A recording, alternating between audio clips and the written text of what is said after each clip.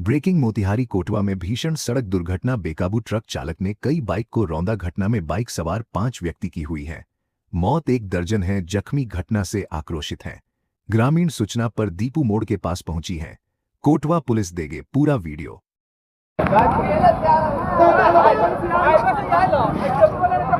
Highway से couple है गाड़ी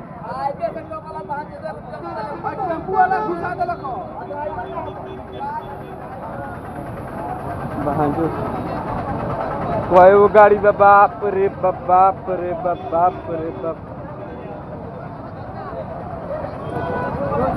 गाड़ी घूम के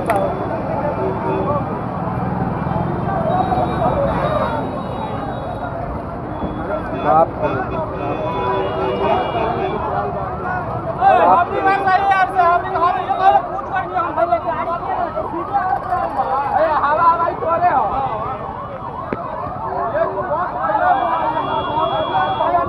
बहुत आदमी मरल बा।